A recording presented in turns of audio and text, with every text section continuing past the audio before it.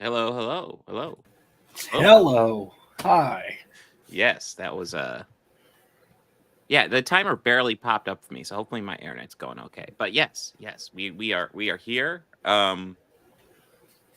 We are here to talk about Star Trek, I believe, and nothing else.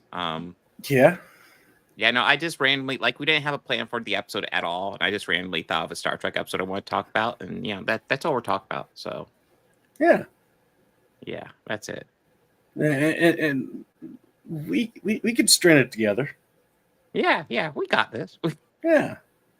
um No, well, today is actually kind of a special episode because um, I think we do have to take a victory lap real quick on Borderlands, which was originally on the podcast agenda.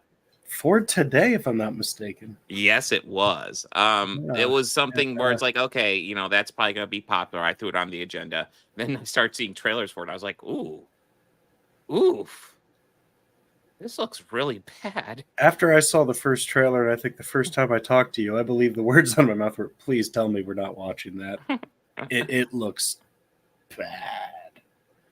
Well, and then it kind of Ah. became a thing where it's like, well, let's just see, and then it's like, okay, we'll push it off, and then if it becomes a huge box office success, I guess we'll go check it out. But we don't have to worry about that. No, It because is not only has it been critically destroyed. Hold on, let me pull up box office numbers because holy shit. Let's see. Weekend. Okay, what the heck happened to Box Office Mojo? Oh, latest weekend. Here we go. Weekend chart. So Deadpool and Wolverine 1. It Ends With Us comes in number 2. So Ryan Reynolds and Blake Lively got the number 1 and number 2 spot. Hey. Then we got Twisters. Then Borderlands. And it's really, in its first fucking weekend. 8.6 million on a budget of like, I want to say it was like 110 million or something like that. It was something like that. I think I saw. Let's see. I thought they posted budget here, but no matter what, it is a solid fucking bomb. it's a certified. Although we might have to watch It Ends With Us now. That is It'd be a extremely change good of for pace. romantic comedy, but yeah, It'd be a change of pace, but yeah. yeah. Not really in our wheelhouse, Your wheelhouse, but yeah. but Yeah. like it'd be all right. Listen, It Ends With Us didn't get amazing reviews either. Did a hell of a lot better than Borderlands, which opened up to 0% when Rotten Tomatoes first opened. Now, I'm not saying we should judge a movie by Rotten Tomatoes, but I am saying that's bad. Like, holy shit, that's bad. Mm-hmm. So yeah, we will not be covering Borderlands unless I tell you guys what. I will split it with you, Bobby. If somebody wants to super chat $100, we'll cover Borderlands. Yeah. I think that's Not like reasonable. now us watching like a Neil Brennan movie. We'll put ourselves through that torture for free. Dude, this we should probably find a time to watch a Faithful Neil Breen Findings. movie because Faithful Neil Breen Findings. is actually entertaining. I mean, Faithful Findings is probably his opus. Like, Yeah, I still haven't actually sat down and watched one of his movies, and it's been on my watch it's list been a for like while, ever. and I know it's. I Oh. know I didn't stay awake the entire time. It's There's a difference Just kind of between even Neil waking Breen and up, Borderlands. yeah, just kind of waking up, going, "Oh shit, this is still on." But yeah, so the only other thing I can think of, I don't know. Did you see any of the D23 stuff? We don't have to go over it if you did, because I forgot to bring it up to you. Some. Okay. I saw Toy Story 5. They're going to be going up against Smart Toys. Yeah. I'm not gonna lie. Like, listen, I didn't even think Toy Story 4. Like, Toy Story 4 didn't thrill me, but wasn't particularly great either. But It wasn't 3, and I thought yeah, we kind of bookended it really well. Yeah, I think 2 is the best one, but I thought 3 was a great ending to just, kind of bookend the trilogy. I don't know. I mean, the thing to keep in mind is I'm also 43 at this point. I am way outside the demographic for Toy Oh Story. yeah, Um, yeah, me too. but I Yeah, but don't for it at all. Incredibles, I'm also outside the demographic for that. I'm also probably a bit more so in the demographic because I do like superhero stuff. I'm not super thrilled for Incredibles 3 because Incredibles 2 didn't thrill me all that much. And again, it wasn't that it was bad. It just oh, I didn't hear they're doing an Incredibles 3. yes, yes. Okay, that'll be Yeah. great. Okay, so they're doing live action Lilo and I've heard Stitch this, as and I've well. known this, and I've known this. Did they Yeah. show? Did we get a look at Stitch? Well, let's see. I don't want to. All right. Okay. This isn't Sonic, so yeah. That looks pretty good, actually. So Lilo and Stitch is actually something where my daughter was addicted to that movie for like 10 years ago. So I've seen it a fucking lot. I think of all the live action remakes, that one has one of the better potentials to be something pretty cool. Yeah. But also at the same time, it's a live action remake made by a soulless corporation that like these projects almost always suck. So Statistically, they have all been bad. I think I like John Favreau's Jungle Book. You know which Aladdin one was better? watchable. You know which one was better? The Jungle Book they did in the 90s. Yeah, I know. An argument can be made for that. Well, I mean, speaking of live action remakes, we got Snow White as well. You know what frustrates me most about Snow White? They CGI'd all the dwarfs? Well, that is an issue. But that's what frustrates me about it, but yes. But all the chuds will be screaming about how Rachel Ziegler is like 1/4 Latina and how that's not appropriate for Snow White. And then I'll find myself in the position of saying, hey, it's a stupid fucking argument. Can you guys shut up about it? And then I find myself in the position of defending a movie that I don't care about and is going to be a soulless cash grab, purely soulless cash grab. Because I want to stress, everything from Disney is a cash grab. But like, there's no artistry behind the live action Snow White. Jesus Christ. This is absolutely a cash grab. Yeah. Yes. Like this is like a popcorn flick. This is just definitely popcorn flick. Yeah. I mean that's the thing. So like Snow White and Lilo and Stitch, they fall under the same camp. But I just feel like Lilo and Stitch has better potential. And they haven't even announced the commemorative bucket that is apparently now becoming a thing. Yeah. Well, I mean, I think what I like about the commemorative buckets, though, is the sexual innuendos they're doing with them, which I kind of love.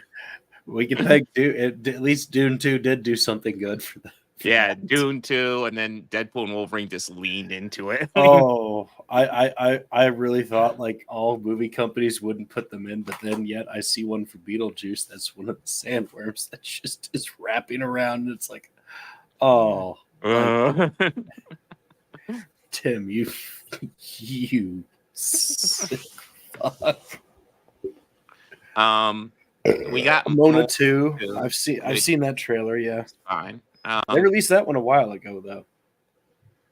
Yeah, I mean, Moana was definitely released after I was watching that stuff, obviously. So I've seen it through Frozen my kids. 3, good. Yeah, Lord. Frozen 3. We all knew Frozen 3 would happen. Frozen 2 was a big hit, and Frozen 2 kind of sucked, but Frozen it was a big hit. It was like how Disney used to be when we were kids. Yeah. It was like how Disney was when we were kids. Yeah. Yeah. I mean, I like Frozen, but like it's not like I've watched it a lot in the past few years.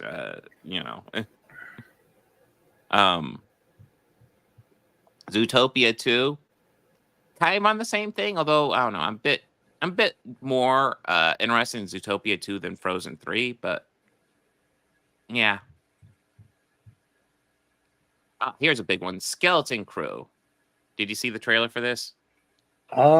Stills. production stills, but not Okay. really. Well, they did release the official trailer. I didn't realize how Goonies-like it would be. It's essentially about a group of kids going on an adventure in the Star Wars universe, and they encounter a Jedi who is Jude Law. And that's pretty much what we know at this point. Now, is Jude Law like Gray Jedi or Sith-leaning Jedi or full light? I don't think Jedi? we know. At least I don't know. Man, I hope he's a bad guy. Man, I hope he's evil. It's one of those things where I didn't realize it'd be as child-leaning as it is.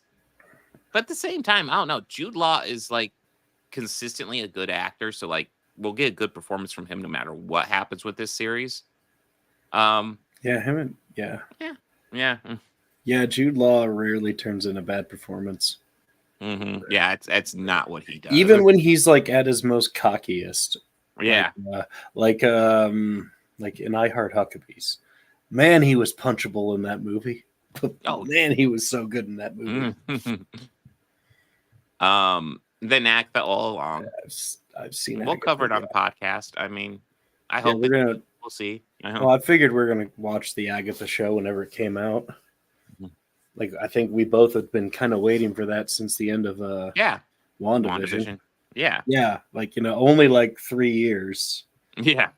Well, I mean, it's gone through lots of title changes. Well, we'll see. I mean, Catherine Hahn is a weird pick for that role, but like she did a good job. So it's like, okay, let's see what she does. Even on rewatches, it's just more of like, nah, this lady's no good. Yeah. Well, I mean, I know on rewatch in WandaVision, you definitely pick up all the signs a lot earlier where it's like, oh, yeah, no, she's not good. Yeah, and then just even more of like, wait, what? Mm-hmm. She just... Okay. And then I know there are snippets released of Fantastic Four First Steps that haven't been officially released, so I haven't seen them yet. To my understanding, the footage and stuff is a lot of rehearsal footage, so it's not like actual shot footage. There's been a picture of Joseph Quinn in a Fantastic Four uniform that I refuse to believe is the final uniform. It's probably some sort of test uniform or something. But of course, everybody's getting outraged by it because I found it. I did some digging. I can't remember where, but I did find the footage. Mm-hmm. And you're right. It did look pretty much like some behind the scenes stuff. And I have seen that photo. I really hope that's like the one that he has when they add the flames, because that's the only way I think that one would look good. Mm-hmm. Because if it's the one I think you're talking about, I really. I mean, it looks cheap, but like, who knows? Maybe it's like when they're first figuring it out. Yeah. Because this one is supposed to take place in the 60s. So yes, and it's supposed to be an alternate Earth as well. So we will see. And then Daredevil Born Again was kind of the same thing. They had like snippets, but it was, to my understanding, it was like production footage and stuff like that. It wasn't final shot or anything. But they did verify. We got Charlie Cox, Vincent D'Onofrio, Deborah Ann Woll, Eldon Hansen. And it doesn't list here, but like I saw John Bernthal in the photos as well. Oh, that's awesome. That's awesome. That's awesome. Yeah. They got the cast back. Mm-hmm. They got the band back together. That's awesome. And this is what you're most excited for, Bobby. Avatar 3, Fire and Ash. We don't have anything about this, but I will say the logo looks cool. It's going to be the same as the first two, only they're going to have fire and ash. We will see, but oh no. But real quick, I would be shocked if it actually got released in December 19th, 2025 with the way James Cameron is. Like, these movies get pushed back all the time. If it releases so quickly from the first one, it's gonna suck. Oh, and I don't know right now. Yeah, I don't know if you saw the tweet, but Bruce Campbell, when this was posted, he retweeted and said, "Yeah, man, Jim and I have been talking." So yeah, I would love to see Ash in an Avatar movie. Let's do it. However, I did read that Bruce Campbell is going to be doing the voice of Ash in a Evil Dead cartoon. Yeah, I heard about that. So like after he, essentially after he said, I'm retiring the character, I'm not doing it again.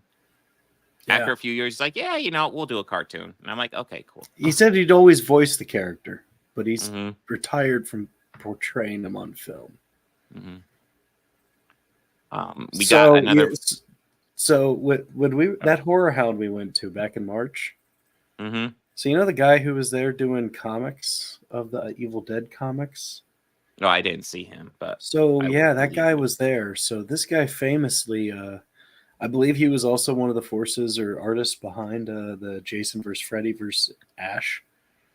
Oh yeah, and he never really secured the likeness rights with Bruce. Oh, so there's some bad blood between them. So yeah, you'll never see them on the con together. Oh, but like at first I was like, oh, that's cool, and then I really did some more digging, and then I found that I was like, oh, well, fuck that guy. I'm not stopping him in his move. He should have probably tried to work something out. No. I think Bruce threatened to punch him the last con they were at together. Oh Jesus, they don't get along. Yeah, no, we're no, but yeah, I'm on the kin side with this one, man. Mm-hmm.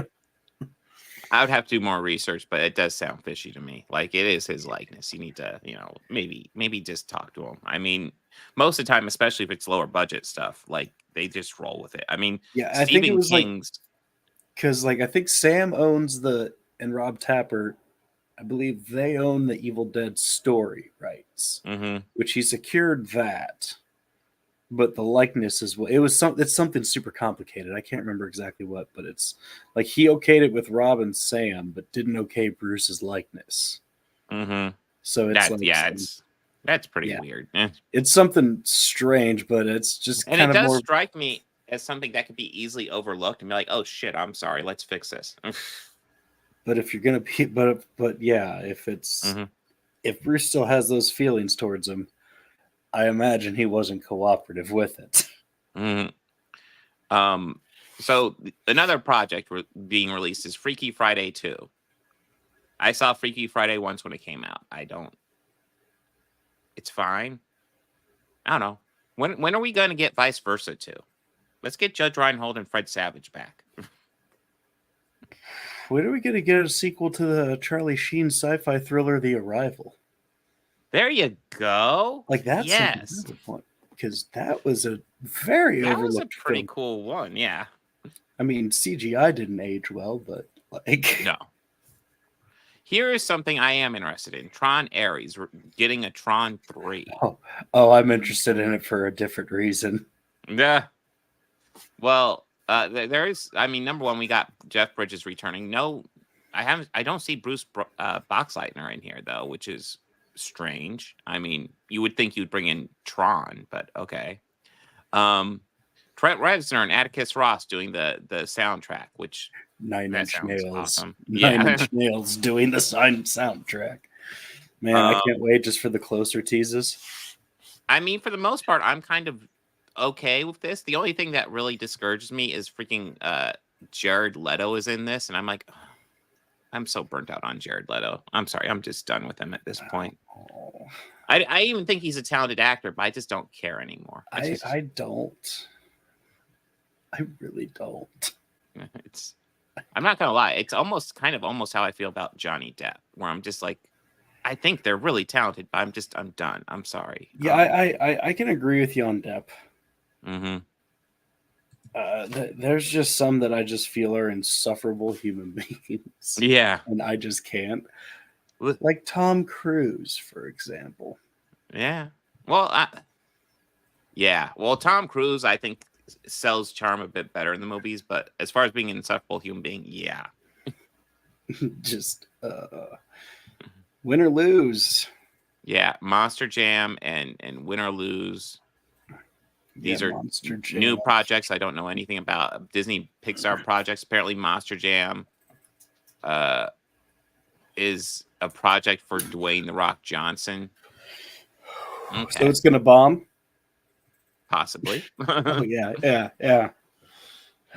Poor Rock. I really wish he could just catch a break in Hollywood. and not just be the big muscle man. Yeah, but yeah, that's D23. Oh wait, is there more? I don't know. We got Dream Productions, LO, Hoppers. Oh yes, a new Lion King trailer. The Mufasa trailer, yeah. You remember that Lion King where like it was still anime, but it was pure animated, so they took all the emotions out of the face of the characters and did the movie that way. And the fur looked weird in the wind. Yeah. Yes. Yeah. Yes. Remember that? Yeah. Let's do a fucking sequel to that one. I mean, at the same time, I can't really blame them because it was like one of the most successful movies of all time. That movie made so much money, and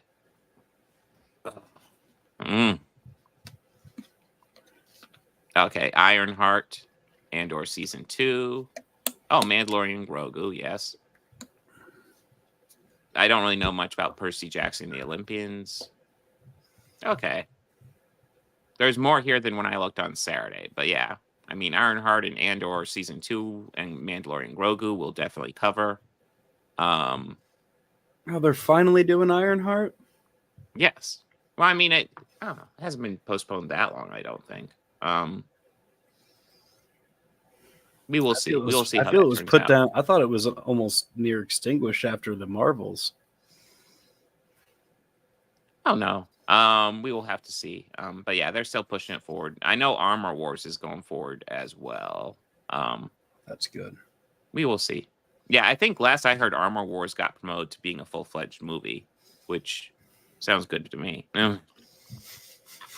I read somewhere that they had these people had a brilliant idea, and that's that they recast Terrence Howard as Kane. You probably asked too much money. Oh, he definitely would. And it's like, yeah, nope, you're out. You're out. Listen, I am Kang. I am the creator of the universe. And the universe is a swirly world of, I don't even know half the shit he says, but it gets Here's my new math. Here's my new math. I solved the universe with my new math. That's almost as bad as going and around the newscaster just going, what? That's almost a lot like, just never mind. Yeah.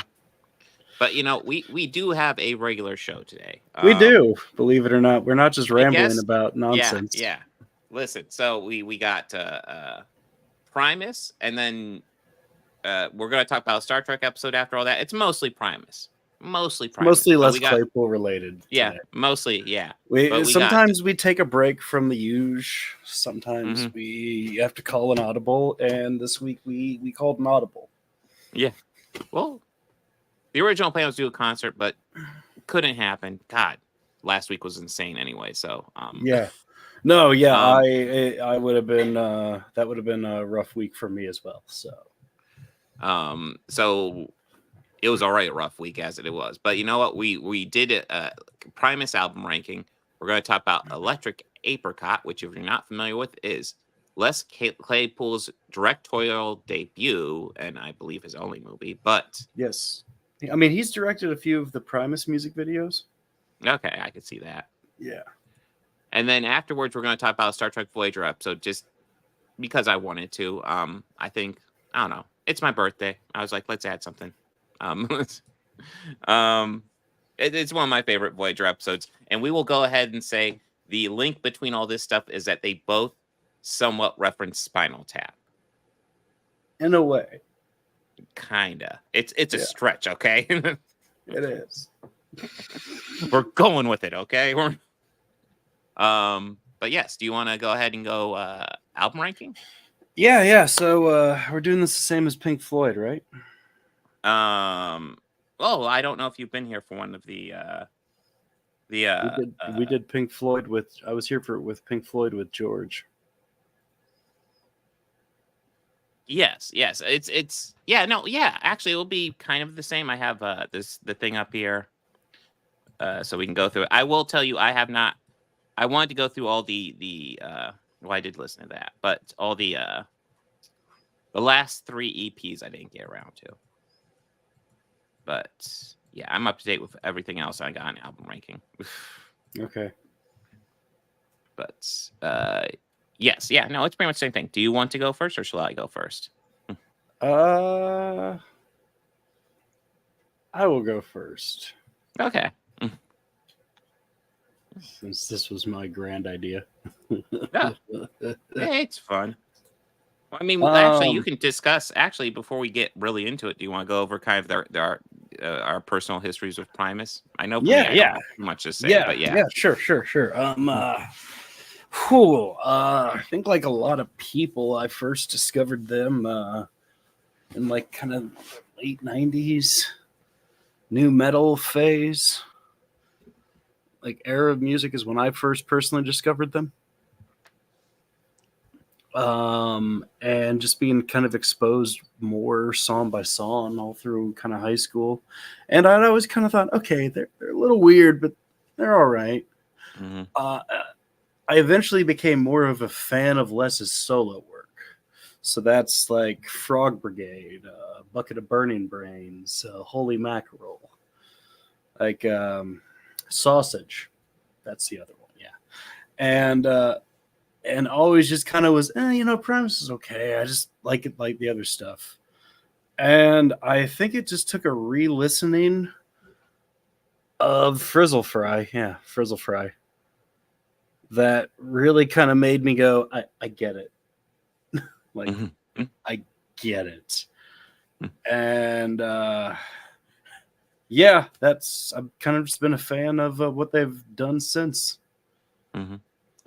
I know for me, listen, my first introduction to Primus was probably a lot of people's first introduction. Bill and Ted's Bogus Journey. I always remember they play the end of Primus the Cat in that, Tommy the which Cat. is awesome. They pop up in there. Yeah, Tommy the Cat, Primus the Cat. And that is awesome. When I got the soundtrack, because I loved all the Bill and Ted soundtracks, I got that one. That I thought that was a cool song. I didn't really dive into them, but then I heard people talk about them. So I definitely didn't pirate a whole bunch of their albums so I could listen to them. I definitely didn't do that. That's never. No, I would never do that because that is illegal. It is copyright infringement. It is wrong. It's not like Napster or Audio Galaxy were the main forms of listening to music at the time. So I definitely didn't use those. Yeah, I don't know what you guys are talking about. Quit claiming stuff. I certainly never used the Pirate Bay. Yeah, but all seriousness aside, I dove in and I dug it. It was good stuff. I will admit, until recently, I was a little bit behind. Pretty much, I had their whole discography and EPs on my collection up to Antipop. And then the past couple of weeks, I've had to update it with the 3 albums that were missing. And I still don't have the newer EPs. But yeah. Conspira Paranoid? Yeah. And the Dastrating 7? Yeah. Well, no, I have the Saturating 7. Yeah. I have that there. Well, that still says an album, even though they have EPs that are longer. It gets confusing. It does. But we made a special objection for like the 3 most recent. Mm-hmm. Yeah.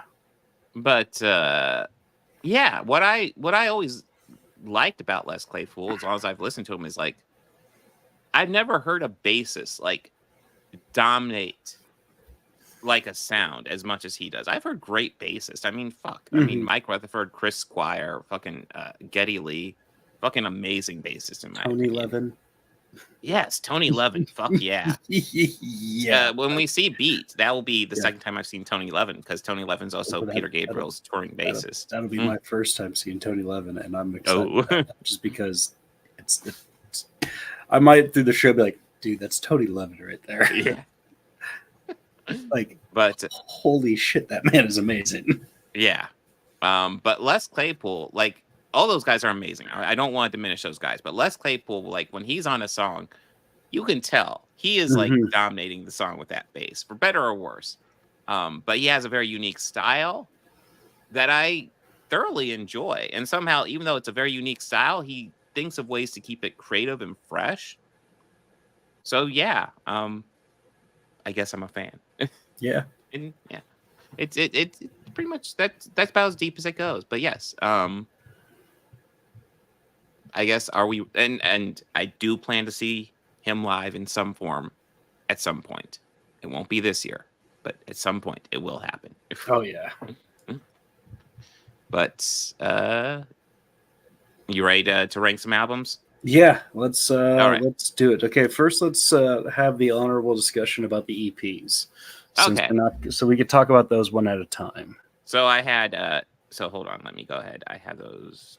So I'm pretty bad about I didn't get to these last three. Conspirator. I don't know if you have anything to add, but like the June 2010 rehearsal. Yeah, I have that. And Animals Should Not Try to Act Like People. Those three I do not have, and I did not get around to them. The only one for that on my streaming service is just Me Lamo Mud, which is just the Spanish version of My Name is Mud. Oh. So June rehearsals, we can miss that one. Yeah, I don't have that one. Okay. I mean, I will say, we there are some. I didn't know if we want to talk about that one as well. We can, yeah. But let's talk about the first one, which is Miscellaneous Debris. Yeah. Yeah. Fuck.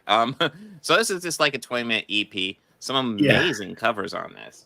Tippy Toes. Yeah, Tippy Toes is on here. Making Plans for Nigel. Making Plans for Nigel is such a good cover. Oh my god! Have a cigar. Yeah, and okay, I'm a Genesis fan. We have to bring up Intruder too. I was saving that one for you because I'm not as big of a Genesis fan as you. I enjoy them, but I actually love the picks they do for Peter Gabriel. So they cover 2 Peter Gabriel songs throughout these, and it's not like popular stuff. They're not doing like Sledgehammer or anything. No, they're not. They're not playing the hits. They are going for the deep cut, the B-sides. Yeah, and cuts. Yeah, like I love. Like Intruder's always been one of those great, like super creepy stalker songs that he did. You could even say that about their Pink Floyd pick on this too, because I mean, if I were to say like to a band covered Pink Floyd, you would immediately think like probably Money or Comfortably Numb or Wish You Were Here, right? Mm-hmm. Yeah. But like Have a Cigar is probably 4th on that list or 5th or maybe even 6th. Mm-hmm. But still, that one's just okay, guys. All right. Now, if it was something like, be careful with that axe, Eugene. Yeah, that's a deep cut. But the project he later did with Sean Lennon, they did one of covers too, and one of the covers on there is they do Boris the Spider by the Who, which is awesome, like, and Interstellar Overdrive and Interstellar Overdrive. Nice. Yeah, that one is okay. I'm okay with that project, but I enjoy that album. Let me put it that way. I'm okay with that project, but I just do enjoy that album. So I think the next EP on here is Rhinoplasty. Rhinoplasty, yeah. Yeah, this is one I'm familiar with as well. It's got like remixes and live songs, but it's also covers. Got a couple of covers. We got Peter Gabriel back with his hit song, The Family and the Fishing Net. They also are covering Silly Putty. Yes. And Jerry Reed's Amos Moses. Mm-hmm. No, I do like what they pick for covers, and typically their covers are very much in their style, but like they work on their own. Yeah, I enjoy those quite a bit. And then and then the Chocolate Factory, Primus and the Chocolate Factory, with the Fungi Ensemble. Oh no, it's Animals Should Not Try to Act Like People. Oh, we can go to that one. Again, this will be you because we're outside of my. Okay. This has definitely like that sound I associate more with Primus today. Mm-hmm.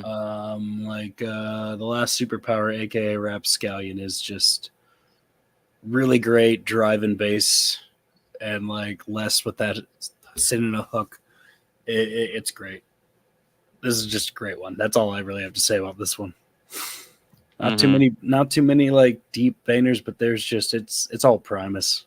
Yeah, true. Yeah. Now the Chocolate Factory EP. Yes. So, well, I mean, I think this is technically an album, but it's wonky. So I enjoyed this quite a bit. Funny. It is very, yeah. I didn't even think about that, but yes.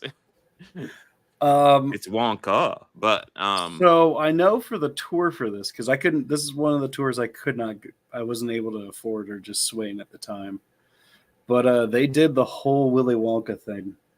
Like Les dressed as Willy Wonka. Each poster for that sounds tour awesome. had him, or like they had like little Oompa Loompa guys, giant Oompa Loompa masks. They had little busts of them on either side of the stage. It looked like the Chocolate Factory up the stage. Like they sold chocolate bars. Yeah. Like they even had one like with the album. If you bought the album and you get a golden album, like vinyl, yeah, you get like a bunch of cool, rare, limited edition crap. Yeah. But this one's great, yeah. And I'd say best track on here is Pure Imagination. Easy. Oh yeah. Easy. I think going over here, yeah, Pure Imagination was definitely the standout. Or maybe I got a whole Semi-Wondrous Boat Ride. Semi-Wondrous Boat Ride. Yes. But yeah, I also have like Candyman highlighted, Golden Ticket. Yeah, there's some solid stuff here. Cheer Up Charlie. I Want It Now. I believe that's Lair sitting. It might be. Okay. And then did you have anything for no, I do not have rehearsals? Anything for that. No, okay. I do not have anything for that. What about this guy? Oh yeah. Conspiranoid. I actually have not listened to this one this much. But this is the newest music by Primus. Yes. I wish I had tracked it down. Of course I don't. This week was too insane. No, it's okay. But I think the title track I've listened to, it's all right. Okay. You know, it's Primus. Yeah. Les isn't quite like sitting about being tweaked out and everything, but you know. Yeah, no, there's definitely a sound change. I almost want to say maybe anti-pop was kind of when they transitioned a bit. But it still is very much Primus. I don't want to be like, oh, they've completely changed everything. But like you can tell there's maybe a bit more structure, but for better and worse too. But yes. All right. Do you want to dive into the regular album rankings? All right, let's album rank it. Yeah. Okay. What's your number 8? Green Nagahide. Ooh. All right. Now I don't hate this album. Like I really don't. Actually, I do want to stress one thing going into this. There's no albums on here I dislike. Yeah. I don't hate any of it. I love it. It's just if I had my pick of which one I'm going to listen to, I would not reach for this one first. Now, there's some songs on here I really like. I really enjoy. I think 3 of my Primus playlist has either Jilly's on Smack or Lee Van Cleef on it because I like those songs. Jilly on Smack is amazing. Yeah, it's a great song. Salmon Man I also like too. Well, we'll get into it, but yeah. The last Salmon Man. Yeah, and Prelude to a Crawl. That's a nice intro to the album. But yeah, like I said, not really my favorite. Eyes of the Squirrel, that one's okay too. All right, so we will go to my number 8 then, and I might get some hate for a lot of my lower picks, but I want to stress I like all these, but like I have issues with a lot of these early albums, but like none of them are bad. But I'm actually going for Pork Soda on my number 8. Fair. Pork Soda is it's. So like a lot of the albums, like I almost want to say like their first era, Fizzle Fry to I guess Rhinoplasty or Brown Album. The albums have a tendency to have some really, really good songs, but then also have some filler. And I felt like this album got dominated by a lot of filler. That being said, there are some really great ones. My highlights on here, I got My Name is Mud, of course. Welcome to This World, DMV, of course. Nature Boy is probably Mr. Crinkle, of course. Hamburger Train, which was, that's the one on re-listen to. I was like, oh, I kind of like how this one is just like one of my favorite jam. One of my favorite bass lines by him, actually. Yeah, Hamburger Train. There's lots of cool, really cool songs on here, but there's also lots of ones where it's like, where I'm just kind of waiting for the next song. So not a bad album by any means, but definitely my least favorite of this bunch. And then that would bring me to number 7. And this one is kind of the same thing with a little exception, but it's Brown Album. I think Brown Album has an amazing beginning. And then I feel like it kind of trails off with a couple of good songs popping up. Bob's Party Time Lounge is a fun one towards the end. Camelback Cinema gets stuck in my head. Shake Hands with Beef. But like the intro with the return of Sathington. I can't even read the full title, but and then we get Fisticuffs. Yeah, Fisticuffs and then Golden Boy. Like that might be some of my favorite introductory album stuff for Primus. I just wish the rest of the album was as good. But yeah, that's my number 7. What's your number 7, Bobby? The Dastarine 7. Ooh. Okay, so I saw them on this tour. Mm-hmm. And they played this album in its entirety. Oh, that's interesting. Now, here, I actually have the set list saved. Give me just a moment here.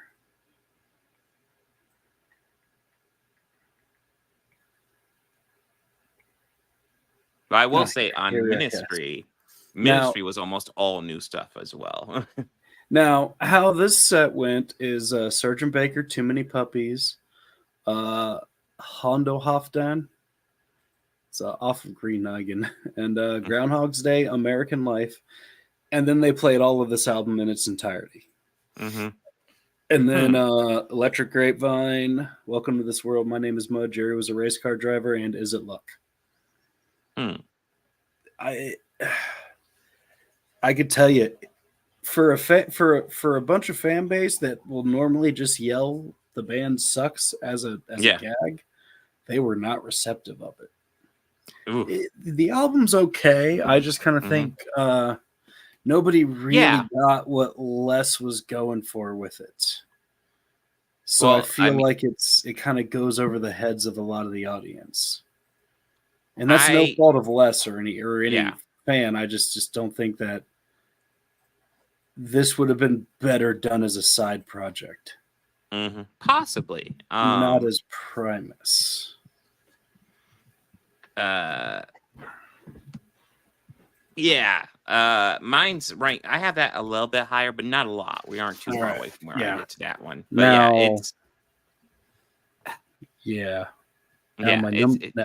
I'll get into it. But yeah, your number 6? Yeah. Now my number 6. This one might be unpopular, but Sailing the Seas of Cheese. No, you're off. So, anyways, this is a solo podcast. How you guys doing? We're doing okay. Yeah, you might guess I have this one quite a bit higher, but yeah, I guessed. I mean, this has a lot of my favorites. Don't get me wrong. Yeah, I feel they're too salt and peppered in, and it's obviously they didn't write the other stuff then, but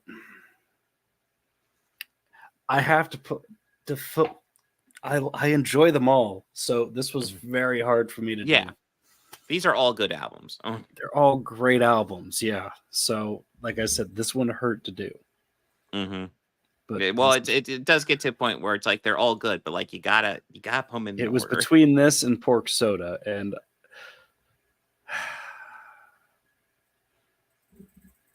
you should have done Pork Soda.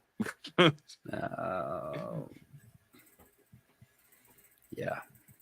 But yeah, what so that's your number, that 6. Must be your number 6. Yes. So my number 6.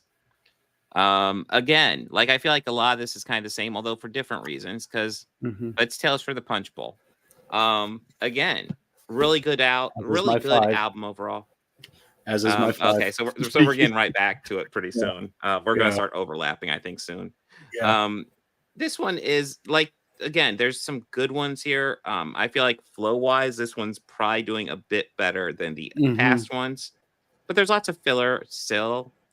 Now, of course, this one has Winona's Big Brown Beaver, which is just a sweet story about a woman and her pet mammal, obviously, and no innuendo at all. And yeah, and another all-time favorite of mine, Southbound Pachyderm. Yeah. The song that made me a fan. The song that made that's the song that made me a fan of this band. Yeah. I also have Professor Nutbutter's. I can't even see the whole full title, but yeah, the first track. Yeah. Hellbound in 17 and a half. Dale Davis Tree Farm. Over Electric Grapevine and Over the Tweak Again are some of my high tracks. But yeah, it is the issue with, I feel like, early Primus. There's lots of filler, and lots of times that filler doesn't quite work for me. But the overall good songs carry the rest of the album. So again, not a bad album, but this is my number 6. And then that brings me to number 5, which we've already talked about because it's Desaturating 7. Yeah. So this is when Primus is in a different air. Like, I feel like during a lot of their earlier stuff, they're doing lots of filler stuff to get to the really good songs. And then during this air, I feel like we don't have the filler, but the songs are a bit more mid. So like there isn't a bad track on here, in my opinion. I think they're all good, but none of them particularly stand out either. It's kind of this interesting thing. Like in a different mood, I could have ranked this lower too, because it's good. Like I listen to it and I'm like, there's nothing wrong with this per se, but like nothing gets stuck in my head. Nothing really lingers. It just, I listen to it. It's done. I move on. Whereas all the other albums have songs that stick out to me. It's good, but yeah, definitely not one of their best in my opinion. And I think that brings us to your number 5, Bobby. 5, which I said was Punch Bowl, Tales from the Punch Bowl. But actually, I'm gonna amend that and just make it be Pork Soda. Oh, okay. Upon further review, I'm like, I don't know. There's a lot of bangers on that one. Yeah, there's a lot. There's bangers on all of them, but Pork Soda, and again, like there's golden nuggets on this one. Yeah, and it doesn't mean so hard to like poo it, but again, you have to kind of make your sacrifices when doing album rankings. Dude, I already went over Pork Soda, and Pork Soda fucking has My Name is Mud, DMV, and Mr. Crinkle, which are some of my all-time favorite Primus songs. DMV is just such a relatable fucking song. I went to the DMV earlier today, so I try to wear like this or my other Primus shirt every time I have to go. Yeah, like I make it just a point, just every so often I'll just get one guy who will look and go. Like just that knowing, But yeah, it's a damn good album. All right, so this would lead me to my number 3, 4. I believe number 4. Yeah. So number 4, yep, Brown album.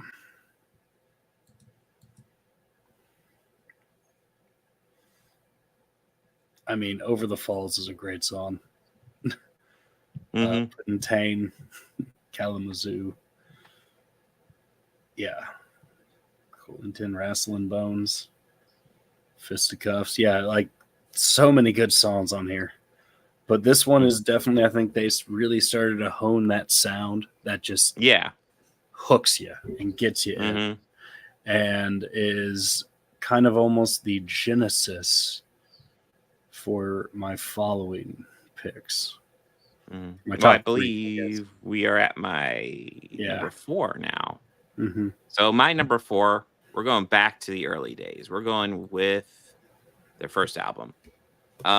This one, Fizzle Fry, awesome fucking album. I was shocked because like a lot of their later stuff would have more filler. This one really doesn't. This one flows actually better than early albums usually do from bands, especially bands this good. I'm not gonna lie, I'm kind of used to bands this good having either first albums that kind of are blah or first albums that are drastically different from the sounds that they would go with later. This one isn't any of those. This one is just a really solid album. Not their best, but it's really fucking good. And you get freaking John the Fisherman. We get Too Many Buppies. We get To Defy the Laws of Tradition. We got Mr. Know-It-All. The Toys Go Winding Down. Herald of the Rocks. Holy shit. Hello, Skinny Constantinople. Great goddamn songs. Goddamn. Just, and it sets up the band really well. Like, it's one of those times where, like, if you're like, hey, what's a good Primus album to start with? This is probably a good pick. It gets you set up pretty well. And then now we're getting to the nitty gritty. So my number 3 was actually Green Naga Hide here. So this is just one like I just thoroughly enjoyed this from beginning to end. Maybe upon re-listen it will go down, but like this is one I'm less familiar with. But I just thought like the highlight songs were really good. And there is filler with this, but like I felt the filler kept it going much better than previous albums did. So this one overall worked very well for me. Let me go over some of my song highlights here because I mean there's Jillian Smack, which and probably my favorite song, which you didn't bring up, was Extinction Burst. I love Extinction Burst. Okay. All right. Yeah, Tragedy, It's a Comin'. Last Salmon Man, Pen and Pen Crawler. Yeah, I just really love a couple of these songs. They really stood out to me, and that's why it ranks so high for me. But we're in the nitty gritty now. That was my number 3. Where are you at, Bobby, with your number 3? Anti-pop. Ooh, I know, controversial, but I really like the grittier, heavier sound on this one. I mean, like Lacquerhead, Mama Didn't Raise No Fool, Electric, The Anti-Pop, Natural Joe, Electric Uncle Sam. I mean, I thoroughly enjoy this album. Like, I thoroughly enjoy this. This is one that I just like. I love it more than because it's like I know it's like. Across the fan base, it's one of their most panned albums, but I really love it. And it's nice because you hear this genesis of like all the stuff that Les was trying to expand and do creatively as a songwriter that he later did with, I want to say at this time it would have been Oysterhead. Oh yeah, that sounds about right. Maybe Frog Brigade. But just like as an artist, I like listening to them from their first release and then like progress because you hear them grow and progress as an artist and even as a musician at their craft. And this one, I just think it's just such a beautifully interesting album because it has so many elements that's Primus, but also so much stuff that he's toying around with. Yeah. Awesome. Yeah. And my number 2? Yes. Oh. We're getting to children at this point, man. Tales from the Punch Bowl. My further review, I bumped it up because I love Southbound Pachyderm. It's a good one. And Over the Electric Grapevine. Del Davis Tree Farm. Yeah, like this is another one that I feel is a perfect album, back and forth, like just perfect all around. All right, and I think that brings us to my number 2. Yes. So my number 2, and I'll be wrapping up my list here in shortly. My number 2 is Sailing the Seas of Cheese. Fair. Of their first albums. Like, yeah, this one is like, it's got the hit songs, but it's got the filler. But the filler here, I feel really helps carry the album and helps. Like, there's no point in this album where I'm like, okay, let's get to the next song. I'm like just following it from beginning to end and thoroughly fucking enjoying it. Yeah, and this one it's got all the classics. It won't surprise me if this one is number 1 for a lot of people's list. Not quite my number 1. My number 1 will probably be very controversial, but you know, we got Sergeant Baker, American Life, Jerry Was a Race Car Driver, 11, Is It Luck, Tommy the Cat, Bill and Ted's Bogus Journey right there. Fish On, just good stuff. Fantastic album. And here I am with my number 1. It's anti-pop for me. Number 1, like if it comes to, for some reason, when I think of Primus anymore, the song that always pops into my head is anti-pop. I don't know what it is about it, but like I love that song. Lacquerhead for me. Yeah, but this is like almost like gasoline. Yeah, that is a good one too. But this is like, you know, imagine a Primus album. Like there's a 17-second song at the beginning, but then that's it. There's no filler, and just every single song's an absolute banger that flows the album from beginning to end. And that's what anti-pop is for me, and I absolutely love it. There's not a bad song on here, and it's all like peak Primus in my opinion. And I kind of consider this kind of the transition because there's less filler going forward with Primus in future albums. Now the tracks won't be quite as good as this one, but like I almost felt like this is like the perfect mix of like the old style where they got like banger songs, but then the newer style where they aren't like filling it up with as much extra. I don't know. I love this album. This is like the Primus album I'd probably listen to the most. Thoroughly enjoy it. And then your number 1, Bobby. Frizzle Fry. Hey. Yeah. It's a good first one. Yeah, it is a really good first one. Such a great starter album. Like, and yeah, I completely agree with you. If there's an album, like if somebody says like I want to get into Primus, what album should I listen to? Yeah, you should listen to Frizzle Fry. Yeah, you should listen to Frizzle Fry. Yeah, I don't know what else to say. Welcome to This World has always been just favorite.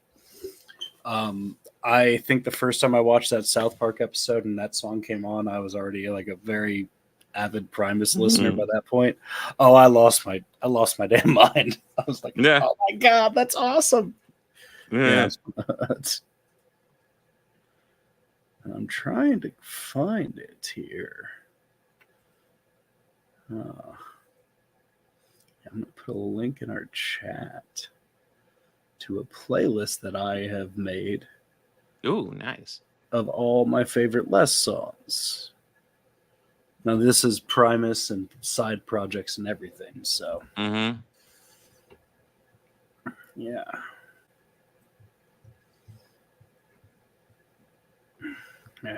By the way, when is Oysterhead doing a new album? Those goddamn songs. I know that they're just doing the one. There, I put that in the chat. So you can listen to it.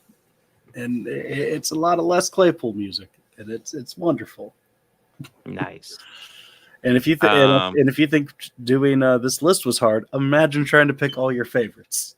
Yeah. And keep it under 100 songs. Yeah. Oh, geez. You got close. It's 95. Ooh. But I guess that brings us to Electric Apricot. Apricot. Yeah, I don't know. I don't think they knew either. Les Claypool, written and directed movie. This is about this is a real band, guys. It's a real jam band and their real trials and tribulations. It's brutal. It's with rough. this drummer who suspiciously sounds and looks a lot like Les Claypool. It's a coincidence. It's a coincidence. Okay. I don't know what you're talking about. Okay. They got tapers that look exactly like Seth Green and Matt Stone. Coincidence. Okay. Absolute fucking coincidence. Yeah, this is definitely a movie, a National Lampoon's movie, first and foremost. Yeah. This was a National Lampoon's movie. Oh, I didn't even notice that. Yeah, it does say National Lampoon's Presents. Well, this is it's very much very Spinal Tap inspired, obviously. And they reference that pretty directly, pretty quickly, talking about the points on the logo, the lightning bolt. Well, the Grateful Dead have this many points. We have this many points. It's completely and it's kind of at a different angle, and it's still like. Well, what's funny is like, as a fan of the Grateful Dead and the jam music scene. Yeah. Dude, do you know how often I see their imagery ripped off? Yeah. I mean, just like, dude. Even out of people vending in parking lots, like, it's just kind of like, it's a good thing that they're pretty cool with the usage of that, because so there's like a lot of, I guess, inside humor to it, but even without knowing a thing about it, you could still get a laugh out of that. Mm-hmm. Well, I mean, just the joke that they were playing. Like, I think they were talking about how, like, oh, well, this one has 11 points. And it's like, okay, yeah, we're also paying reference to Spinal Tap. With that was their Spinal Tap moment there. Yeah. But yeah, a graduate filmmaker chronicles a jam band's journey to a famous music festival. Yeah, so we get these 4 band members who really seem to think a bit much of themselves, but there's they're also not really all with it. No, except for Herschel, the keyboardist. He seems true. Yeah, no, he actually seemed normal. Yeah, kind of normal. Well, we'll get into it later, but but he's, let's just say Herschel is very spiritual. Yes, very into the spiritual thing. This is like I said, it's very funny. Wait, Seth Green and Matt? No, they weren't actually in this movie. This is a real life movie. Why are they credited here? That's confusing. This is a real life movie. This is real. This really happened. This is a documentary, guys. Well, Les did form these guys together, and they did play several series of shows. Like what you saw. I figured there was probably something like that. Yeah, and there is footage of that Sweetwater, or like not footage. I'm sorry, but there is like audio of that show. Like that Electric Apricot show exists on Taper's archive, which is usually where those tapers would upload all of their concerts that they record live. Yeah, it exists, man. I've listened to it. It's pretty wild. Like the songs that they play are like all the ones you hear, but just like sometimes they'll just play that main dig on it for like 15, 17 minutes. Well, that so like it talks about how like they're a jam band. They like to just go up on stage and play, and it's like, okay, cool. And then they are like, okay, now we have to record an album. And holy shit, that was it took them one day just to get the drum mic'd and ready to go. Oh, dude, like he was just working on it so long, you just saw the hours passing, and it's like, oh my god. It's going like, Lap's still doing the drums? Yeah. Okay. So what is all this? Is this on the track? No, these are drum sounds. No, we've just been getting drum sounds all day. Yeah. What do you mean you've been getting drum sounds all day? It was very well orchestrated studio experience for them. Getting them to each explain what Electric Apricot means and how their bass player was like, it's like, here's a steeple, and then inside here is the people. And Les is like, what's this about the steeple? This is the first time hearing of this. Yeah. And yeah, with the jam scene, there's always like a guitarist who is just super obsessed with Jerry Garcia. Yes. Nothing wrong with, hey, nothing wrong with that at all. Yeah, we see that one bartender getting interviewed, and he's talking about like, hey, I don't like this music. It's like, okay, fine. He's like, I hate Jerry Garcia. It's like, okay, that's a bit hyperbolic. But then the guitarist feels need to go beat him up. I'm like, whoa. Well, he said like he was glad that guy died. I mean, yeah, and it's like fair. I would have hit him for that too. That is pretty rough. But yeah, I would have hit him for that too. But I mean, I like the Grateful Dead too. I would just have said, "Well, fuck you, buddy." Yeah, that is pretty rough. But yeah, this movie is wild, and it's so many of the people within this movie are like people within Les's inner circle, right? So, like the engineer, he's engineered every Primus album. Like that's of course. Every Les Claypool thing, like that's him. That's him. That's the guy, dude.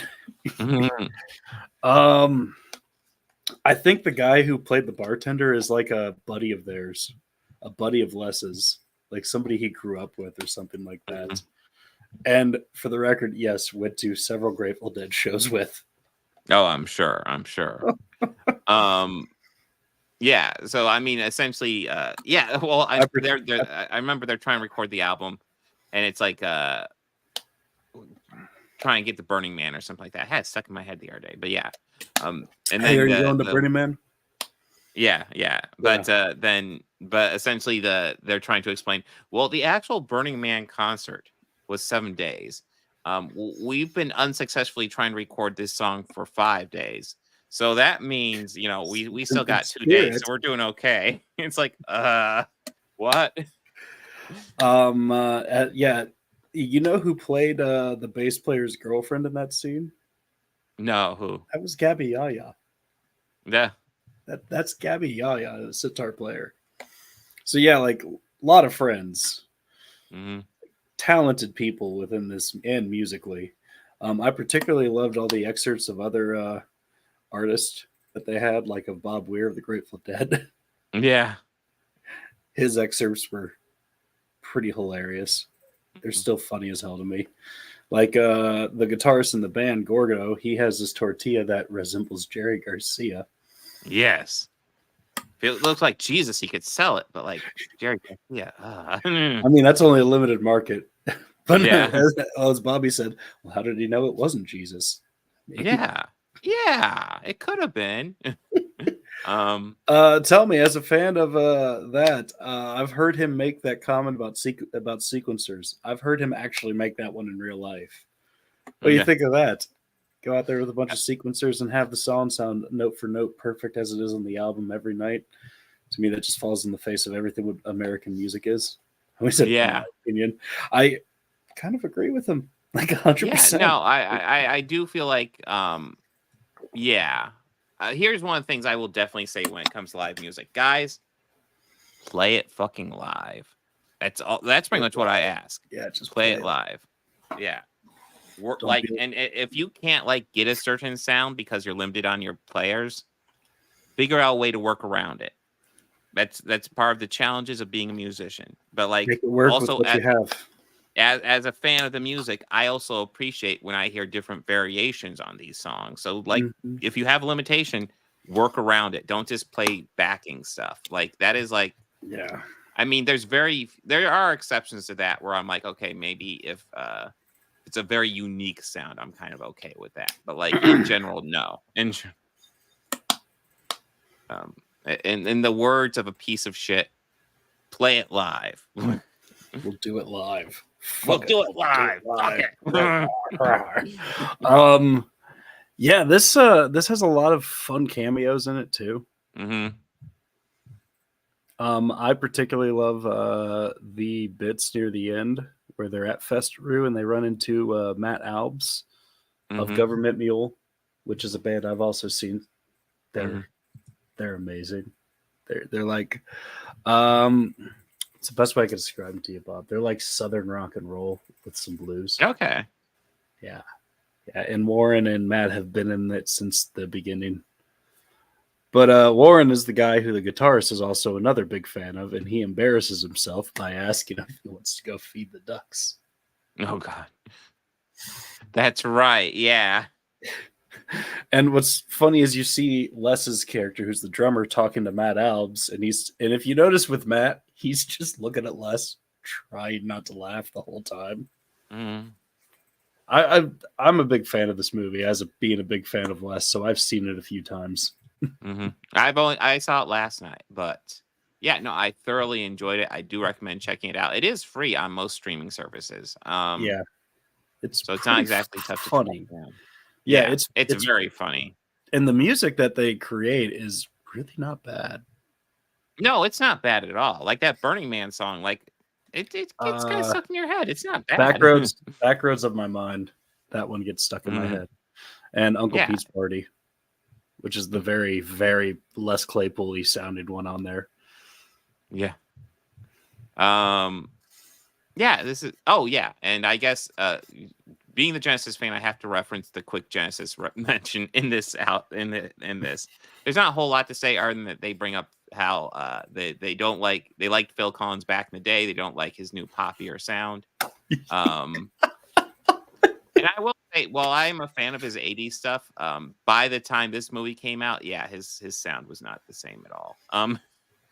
That's another moment where you see Matt just laughing and agreeing with him. Yeah. But they do reference Brand X, and yes, I have a few Brand X albums. And yeah, it's pretty good. Another fun cameo in this is Mike Gordon of Fish, where he's like talking about like they should really drop the food name. It never really works out that well. Yeah. Now, Mike, actually, what's funny is he directed a documentary for Government Mule after their bass player passed, where they brought in a bunch of different bass players to record a tribute album for their fallen bass player. A lot of guys he loved and liked. Les was one of those guys. Mike filled in. Also, Phil Lesh of the Grateful Dead filled in on that album too. There's like what's it? Oh yeah, Bill Buford. Oh sure, yeah. You know. Yeah. And I guess he's done some stuff. Who's the dude from Deep Purple? Oh, I don't know off the top of my head. I'm not Roger Glover. Roger Glover. That name's familiar. Yeah. Mm-hmm. Yeah. He sits in on a track with them. They also do a live show and he plays like an old blues song with them, and it's kind of just that's cool. That's cool. But yeah. This is really good, and especially if you like Primus or Les's music, it can help you dive into a bit more of his range as a musician and art too. Yeah, because this is a very simple direction. You could tell this was just something obviously shot a couple of weekends with some friends and a camcorder. For something that was very limited in its shooting budget, obviously, like it flows extremely well. Like you're not bored watching this. This is just like it. There's plenty of jokes. It's very funny. I would recommend this to anybody who is a fan of Primus and or Spinal Tap. So fun fact, or I guess just fun fact. The story he tells about blowing glass and piece fell on him. So I have friends that are in the glass blowing business here in Columbus, and recently we were talking about this movie, and one of them said, "Hey, you know whose story that is? That's so and so's." So I guess that actually happened to like a friend of theirs, and they had once told Les this because they somehow knew him or some connection. They just somehow knew each other, or whatever.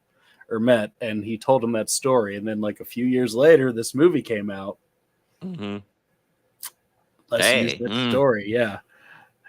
But like when I found out about it, it's like some molten hot glass on the scrotum happened. That's unfortunate. Like friend, I feel really bad for him. Jeez. I guess anything you want to add, or you want to move on to Star Trek? Just check. I try to recommend this movie out to everyone because it's just hilarious. I think it's just hilarious. I recommend it too. Like, what's its rating? 6.6. It deserves a better rating. It's not particularly high budget, but it deserves a better rating. It's definitely like it's funny. It's one of those awesome gems. It's one of those gems that kind of almost went under the radar. Yeah. And also, how I said to you, you hope you realize the quote that I said. My first show, I said, "Well, you only record your first podcast once." Yeah. Just being picky. Couldn't help it. Yeah, you only record your first album once. And if you could find a copy of it, pick it up because it's rarely in print. Damn. I want to thank the good people at Troma. Oh, nice. Is where I saw this last year, actually. I saw the Troma credits, yeah. Yes, at Horror Hound is where I'm standing in line, actually, to meet Lloyd Kaufman. And I look down, I'm just very loud. Holy shit! Take my money. Somebody's like, holy crap, man, yeah. Because the guy I talked to, he's like, yeah, we found a box of those earlier. I was hoping you'd come back by because I was going to point out to him, like, nope, I'm buying this. Yep. Nice. This is mine. Yeah.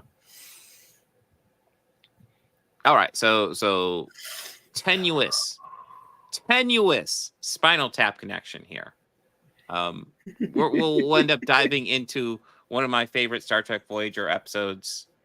Voyager is actually a series I'm not a huge fan of. I like old Star Trek, but like Voyager is definitely towards the bottom of the list. Yeah. That being said, I love this episode. I could see why. Yeah. This one was very overall campy. Oh God, it's campy, but it's dark. Like it's well done.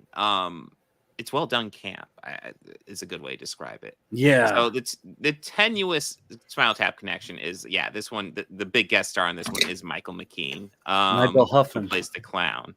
Nigel Houghton. Or no, he's David. He's David St. Ovens. Yeah, he's David St. Ovens. Yeah, Nigel Christopher Guest is Nigel. Christopher Guest. Yeah, Christopher Guest. Yeah. So yeah, I just watched this the other day because it was one I wanted to show.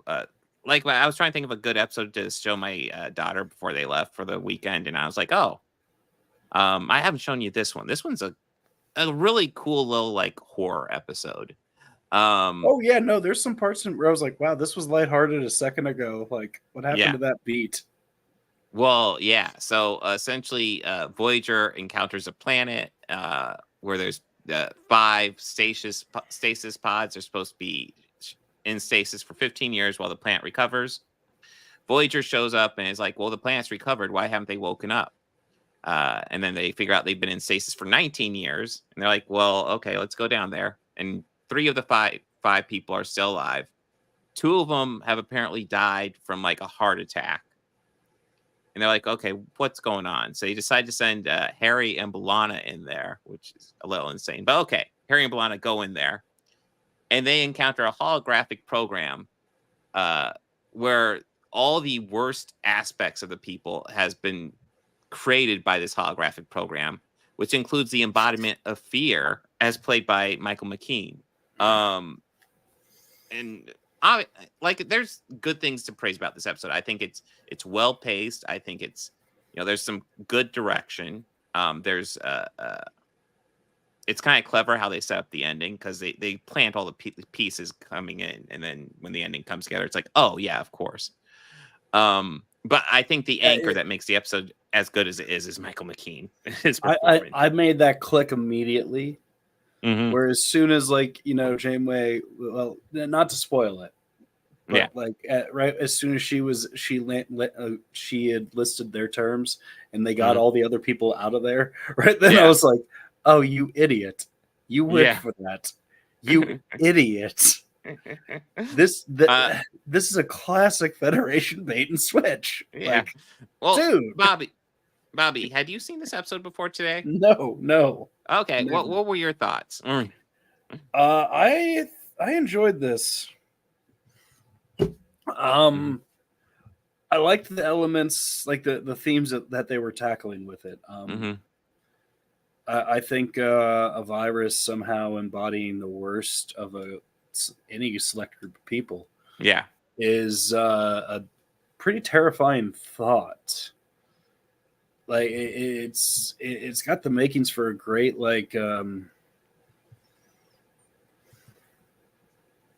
I want to say Twilight Zone. Yeah. I don't think Twilight Zone would go that route. That's maybe more of a Tales from the Crypt. Mm-hmm. Maybe, but Twilight Zone could work too. Yeah, maybe Outer Limits. Mm-hmm. But one of those serial ships. Yeah. Oh yeah, so I like how this one looked and was shot the most. because it was almost like a 60s episode. Mm-hmm. Well, I mean, you could tell, like, obviously they didn't have a huge budget, so it was kind of a closed set. But like, you know, it's pretty much like almost pure circus environment, with creepy fucking circus music. They tweaked the music just enough to make it like off-putting, which is nice. It was a little creepy. Yeah, and then essentially you find out like all this joyful stuff is just pure horror to the actual people there. They're being tortured.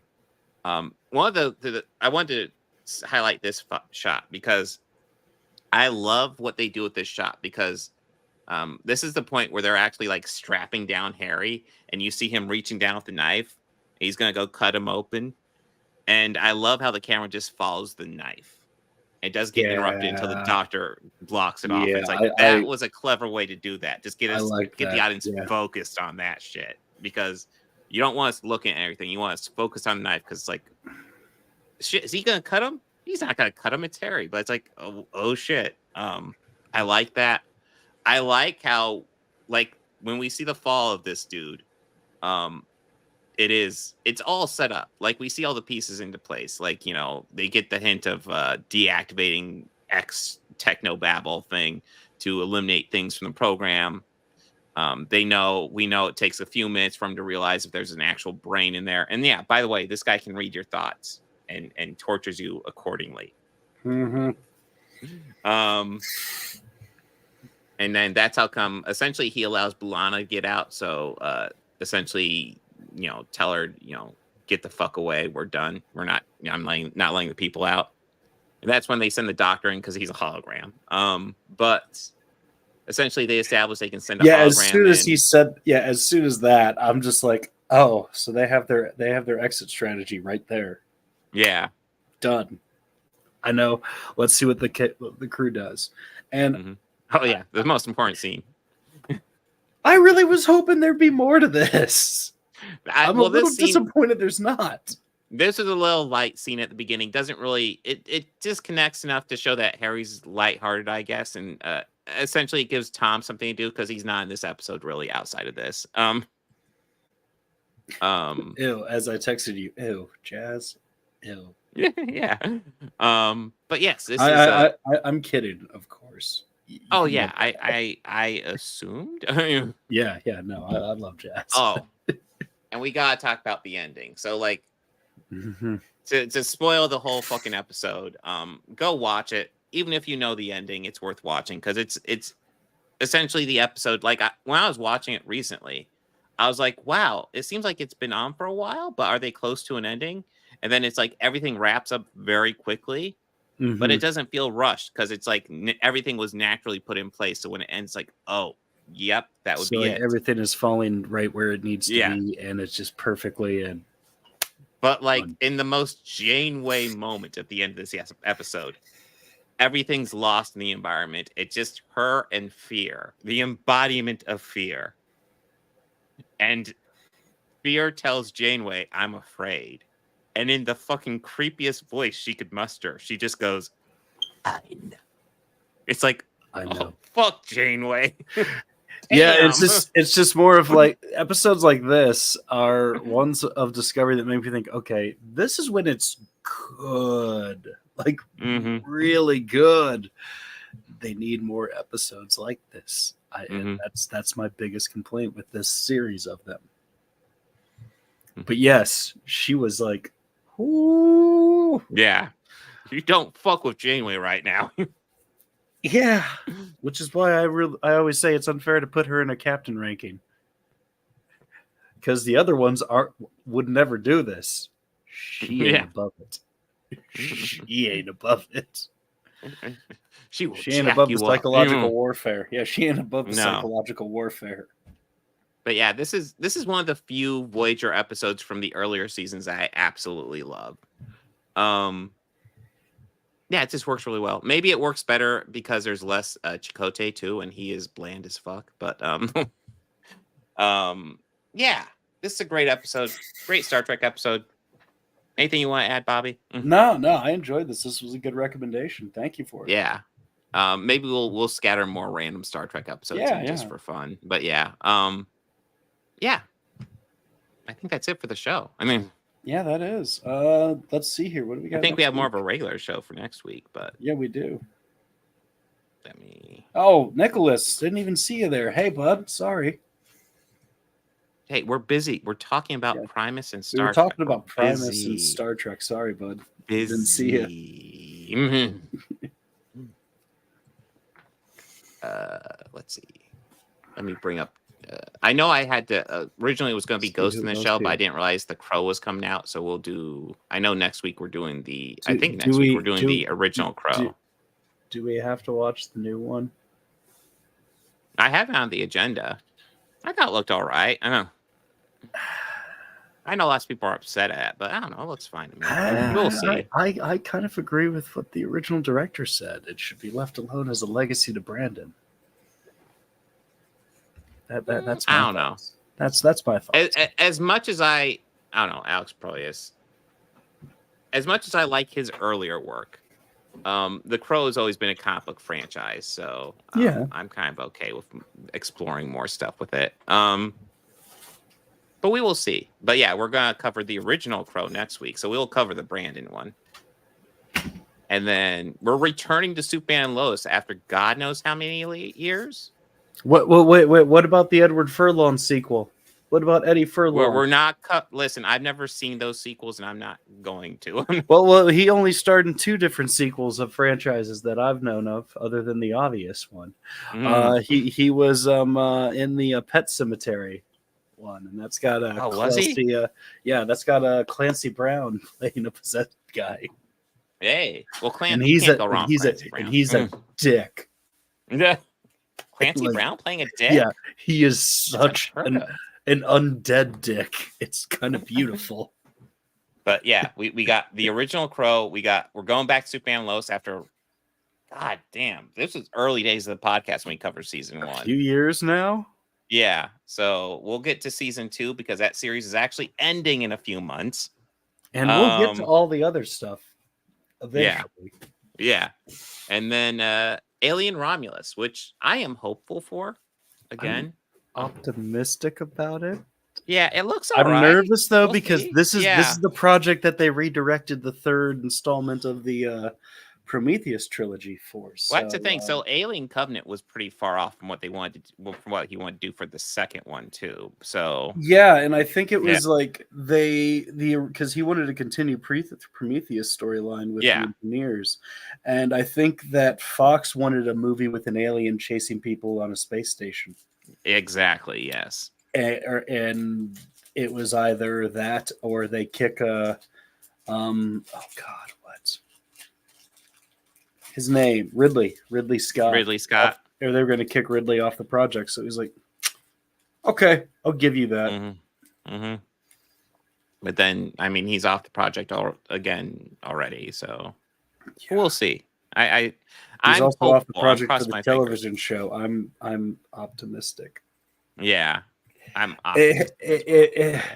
It can't be worse than Resurrection. Yeah, it really can't. It can't be worse than either AVP movie. Yeah, I mean the only thing worse than Resurrection is AVP 2. God damn. Or Predators. I like Predators.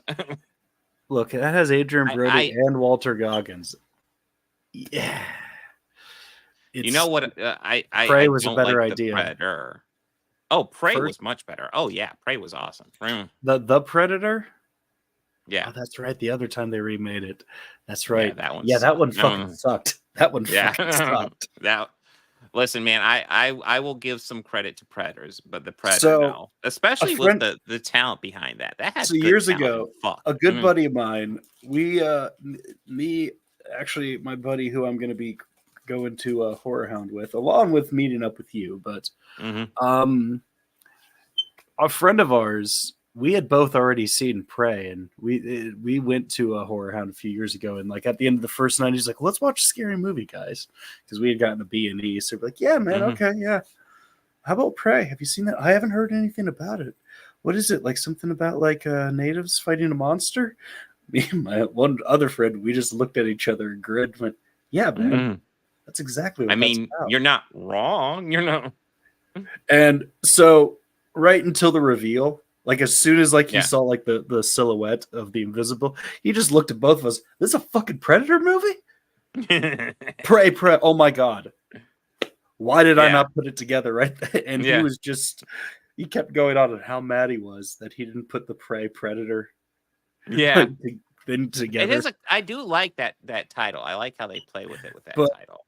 And it was just more of like anytime he saw it when the French hunters, he's like, "Oh, you dumb motherfuckers, you are not." And I went, me and my buddy would see it. We're just looking at each other, snickering because, yep, this is, pretty great, right?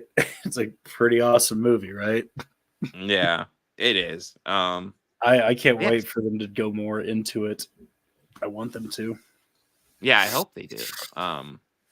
That is it for this week. Let's see. I'm streaming on Thursday. I'm pretty sure we will do some sort of initiative stream on Wednesday. Oh, you had somebody in here from the initiative stream. Whoa, WOOW. Oh yeah, 3620. Wow, Hey, thanks for watching. Yeah, no. So I was watching that as I was getting set up. Edgier Than Thou. Another great YouTube channel. You guys should check it out. You guys should also subscribe to Bobby over here. He needs more love. But Bobby Quarters. But Edgier Than Thou was talking to kind of a centrist who was essentially defending people like Nerdrotic and stuff like that. And it was a little infuriating, but Edgier Than Thou was making some good points. So that's always at least a good one. Yeah, it's hard to defend those people. Yeah, I don't get it. Like, I'm sorry. For me, it's like.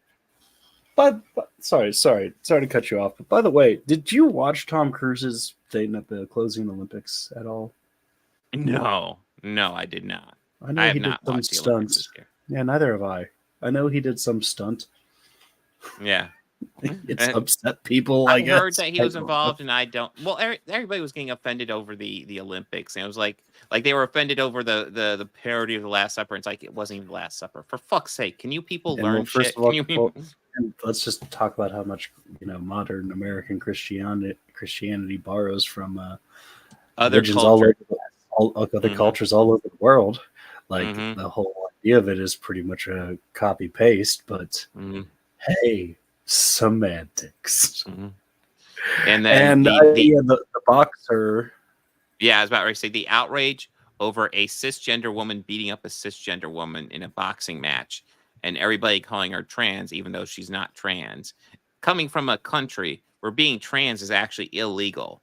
It's executable, if I'm not mistaken. I believe so, yes. Yeah. And I'm like, you people are ridiculous. Stop it. She's not trans. It just shows how much people think of the world outside of the confines of the United States of America.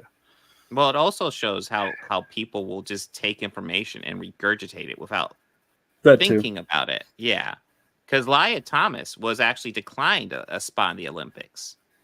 And she is actually trans. So like when they were saying, "Oh, trans boxer," I was like, that doesn't fit because they were declining letting trans people compete. Well, I hear Jake Paul. Whatever you feel about that. Well, don't worry. I hear Jake Paul is going to come and fight in the men's division of boxing in the 2018 Olympics, even though they decided to get rid of boxing this year for that year of the Olympics moving forward. He just needs pounded into oblivion. Mike Tyson will do that, Bob. Please, Mr. Tyson, destroy him. I am done with him. He is a useless sack of flesh. Yes. I more think like when I first read that he challenged Tyson, he challenged a man who bit another man's ear off. Yeah, you don't fuck with Tyson. Iron Mike Tyson. He's an idiot. Yeah. Like, the only things I would ever say to Mike Tyson are "sir." Yeah. That's it. But real quick, Bobby's Primus Claypool. Yeah, Bobby's pretty much. Primus playlist is in the chat. Make sure to go check out. It's less too. Yeah. I think I might have put Electric Apricot songs in there. Ooh. Might have. But because there's no real official release for them, or at least one. Oh yeah, I was kind of wondering about that. Yeah, I mean, there's like the movie, and like, no, there is not Electric Apricot in there. I am gonna fix that. I will fix that. Put those all right. But everyone, have a good one. Party on and be excellent with each other.